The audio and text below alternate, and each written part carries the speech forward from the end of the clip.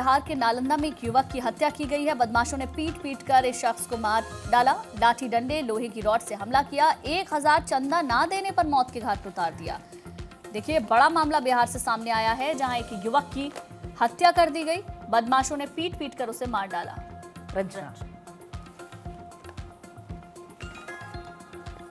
तो देखिए, ये खबर बिहार से आपको बता रहे, जहां बदमाशों ने पीट पीट कर एक शख्स को मार डाला।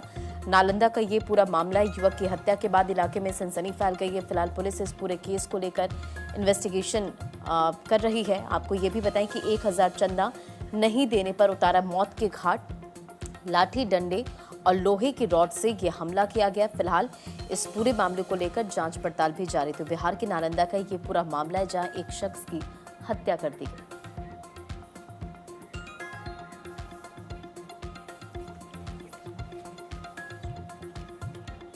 तो बदमाशों ने पीट पीट कर मार डाला। फिलहाल पुलिस इस पूरे मामले को लेकर जांच पड़ताल कर रही है। तो नालंदा का ये पूरा मामला, जहां युवक की हत्या के बाद से इलाके में हड़कंप मच गया। पुलिस इस पूरे केस को लेकर जांच पड़ताल कर रही है। और इसी बीच रानी दुर्गावती के बलिदान दिवस पर गृह मंत्री अमित शाह ने एक एक्सपर्ट पोस्ट किया है और लिखा है, रानी दुर्गावती जी के बलिदान दिवस पर उन्हें सादर नमन। उन्होंने मुगल आक्रांताओं के विरुद्ध वीरता पूर्वक संघर्ष किया, समाज हित में मंदिरों, धर्मशालाओं, तालाबों का निर्माण करवाया। रानी दुर्गावती जी सुशासन और सेवा की अमर प्रेरणा है। और ये एक्सपर्ट जो पोस्ट किया है, वो पोस्ट भी आपको हम दिखा रहे हैं। आज रानी दुर्गावती का बलिदान दिवस।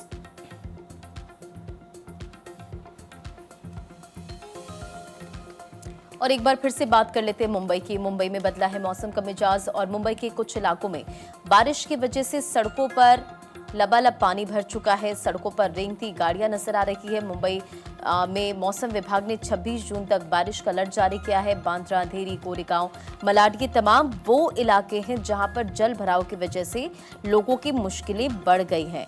तो देखिए, लगातार अलग अलग इलाकों की तस्वीरें आप देख रहे हैं कि किस तरह से भारी बारिश ने यहां पर लोगों की मुश्किलें बढ़ा दी हैं। अंधेरी सबवे को बंद कर दिया गया जल भराव की वजह से। और मुंबई और आसपास के जिलों में रात भर बारिश हुई है। मुंबई के निचले इलाकों में पानी भर चुका है। ये देखिए किस तरह से लोगों की परेशानियां बढ़ गई हैं। और मुंबई में 100 mm से ज्यादा बारिश हुई है। मौसम विभाग का 26 जून तक फिलहाल बारिश को लेकर अलर्ट जारी कर दिया गया है।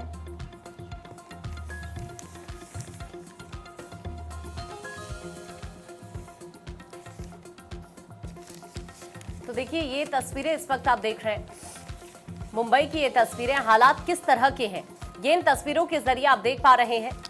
झमाझम बारिश हुई है कई इलाकों में और उसके बाद स्थिति कुछ इस तरह की है कि कई ऐसे इलाके हैं जहां पर ट्रैफिक की दिक्कत है। और आप देखिए कि किस तरह से लोगों को इस पानी से होकर गुजरना पड़ रहा है। कोई बड़ा हादसा भी यहाँ पर हो सकता है। और आकांक्षा, मुंबई का जो अंधेरी इलाका सबसे ज्यादा प्रभावित हुआ, जहां भारी बारिश की वजह से अंधेरी सबवे को पूरी तरह से वहां पानी भर गया। ये देखिए तस्वीर, जहां सड़कें समंदर में तब्दील नजर आ रही है, गाड़ियां यहां रेंगती नजर आ रही है।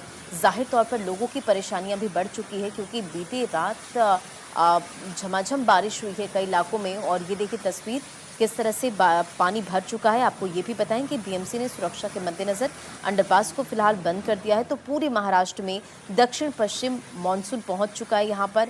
और मुंबई में मानसून के पहुंचने के साथ ही भारी बारिश का भी दौर शुरू हो गया। अभी भी मौसम विभाग ने बारिश को लेकर अलर्ट जारी कर दिया है।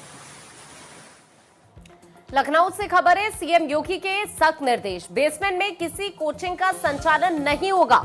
बेसमेंट में व्यवसायिक गतिविधियों पर भी रोक लगा दी गई है। अवैध कोचिंग भवन पर कार्रवाई की जाएगी। भवनों की पहचान कर तत्काल कार्रवाई के निर्देश भी दे दिए गए हैं। सीएम योगी की तरफ से ये क्लियर कर दिया गया है कि बेसमेंट के अंदर अब किसी भी कोचिंग का संचालन नहीं किया जाएगा। उत्तर प्रदेश के अंदर उन्होंने अभी लखनऊ में जो हादसा हुआ उसके बाद ये हाल ही में निर्देश दिए हैं और सख्ती बरत रहे हैं मुख्यमंत्री योगी आदित्यनाथ। और हाल ही में उन्होंने ये निर्देश दिए हैं कि बेसमेंट के अंदर किसी भी कोचिंग का संचालन ना किया जाए। जो अवैध कोचिंग संस्थान है, इन पर भी कार्रवाई की जाए, इनकी पहचान तुरंत की जाए और फिर इन पर कड़ी कार्रवाई की जाए। ये सीएम योगी की तरफ से निर्देश दिए गए हैं। आप देख रहे हैं कि किस तरह से अलग अलग जगहों पर, न सिर्फ लखनऊ में, उत्तर प्रदेश के अलग अलग इलाकों में पहचान की जा रही है इन तमाम कोचिंग सेंटर्स की जो अवैध तौर पर चल रहे हैं, जिन्होंने एनओसी नहीं ली हुई है।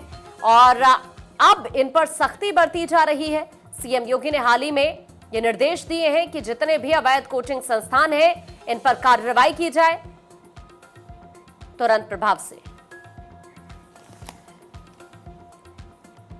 चलिए एक बार फिर बात आपकी सेहत की दिखाते हैं आपको अगला योगासन। हम करेंगे त्रिकोण आसना नृत्य। इसके बेनिफिट्स हैं आपके स्पाइन की हेल्थ एंड हैमस्ट्रिंग। अगर किसी को भी हैमस्ट्रिंग में चलने से दर्द होता है, काफ़ी देर सिटिंग रहने से दर्द होता है, तो वो भी इंक्रीज होता है।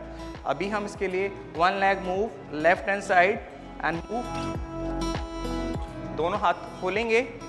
अब अपना अपोजिट हैंड क्रॉस में टच करेंगे और जो आपका ऊपर वाला हाथ है उसको लुक करेंगे and hold Asna.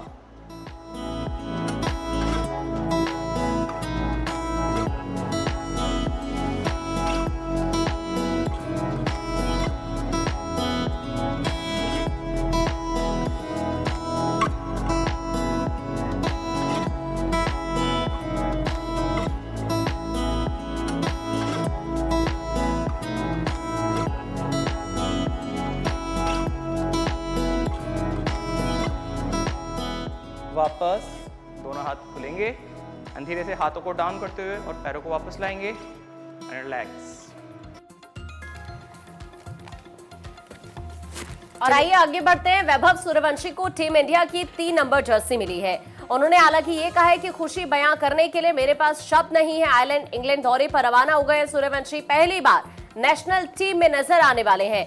Vaibhav Suryavanshi senior team India के साथ आयरलैंड और जो इंग्लैंड के दौरे पर हैं वो दरअसल रवाना हो चुके हैं। और बीसीसीआई की तरफ से उन्हें 3 नंबर की जर्सी होटल भिजवाई गई है। आपको बता दें कि जिसको देखकर सूर्यवंशी काफी देर तक खुश नजर भी आते रहे। सूर्यवंशी को जर्सी भारतीय टीम में थ्रो डाउन स्पेशलिस्ट रघु ने सौंपी है। आपको बता दें कि इस दौरान रघु के उन्होंने पैर छुए, उनको प्रणाम किया और फिर इसके बाद जर्सी ली। इस पूरी घटना को कैमरे में भी रिकॉर्ड किया गया। चलिए आगे बढ़ते हैं। राष्ट्रपति भवन में अवार्ड सेरेमनी का आयोजन। राष्ट्रपति भवन में नागरिक अलंकरण समारोह। क्रिकेटर रोहित शर्मा पद्मश्री से सम्मानित। सिंगर अलका याग्निक ने पद्म भूषण लेने से पहले प्रधानमंत्री के पैर छुए। 65 हस्तियों को पद्म अवार्ड से सम्मानित किया गया। पीएम मोदी, अमित शाह, ओम बिरला इस दौरान मौजूद रहे। रोहित शर्मा को खेल के लिए, आर माधवन को कला के लिए, सविता पूनिया खेल के लिए, नूरुद्दीन अहमद को कला के लिए। राष्ट्रपति द्रौपदी मुर्मू ने मंगलवार को राष्ट्रपति भवन में पद्म अवार्ड के दूसरे फेज में 65 हस्तियों को सम्मानित किया। कार्यक्रम में 2 पद्म विभूषण, 7 पद्म भूषण, 56 पद्मश्री दिए गए। सुप्रीम कोर्ट के पूर्व जज जस्टिस केटी थॉमस को जनसेवा, senior Malayalam journalist P Narayan को साहित्य के लिए पद्म विभूषण दिया गया। झारखंड के पहले मुख्यमंत्री शिबू सोरेन को मरणोपरांत पद्म भूषण दिया गया। अवार्ड लेने उनकी पत्नी रूपी सोरेन पहुंची। सिंगर अलका याग्निक ने अवार्ड लेने से पहले प्रधानमंत्री मोदी के पैर छुए। क्रिकेटर रोहित शर्मा, एक्टर और माधवन को पद्मश्री से नवाजा गया। पुरस्कार पाने वालों में एक्टर ममूटी और पूर्वी टेनिस खिलाड़ी विजय अमृतराज भी शामिल थे। 2026 के पद्म पुरस्कारों के लिए कुल 131 लोगों को चुना गया था।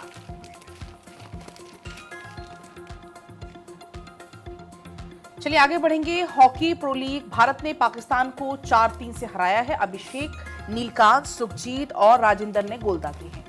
टीम 10 साल से पाक से नहीं हारी, एक रिकॉर्ड अपने नाम इसका है। भारतीय हॉकी टीम ने FIH प्रो लीग में पाकिस्तान को 4-3 से हरा दिया। लंदन के Lee Valley hockey and tennis centre में भारत ने 1-0 से पिछड़ने के बाद वापसी की। टीम के लिए अभिषेक, नीलकांत, इसके अलावा सुखजीत सिंह, राजेंद्र सिंह ने गोल किया। वहीं पाकिस्तान की तरफ से अहमद नदीम, कप्तान अबू महमूद भी शामिल। और अब बात कर लेते हैं फैक्ट फाइल की। रानी दुर्गावती की पुण्यतिथि है। वीरांगना रानी दुर्गावती का बलिदान दिवस। तीरंदाजी, तलवारबाजी और घुड़सवारी में निपुण थी। महान वीरांगना और गोंडवाना राज्य की कुशल शासिका थी। मुगल साम्राज्य के खिलाफ अदम्य साहस का परिचय उन्होंने दिया। दुर्गाष्टमी के दिन जन्म होने के कारण उनका नाम दुर्गावती रखा गया। शस्त्र चलाने, घुड़सवारी और तीरंदाजी में निपुण थी।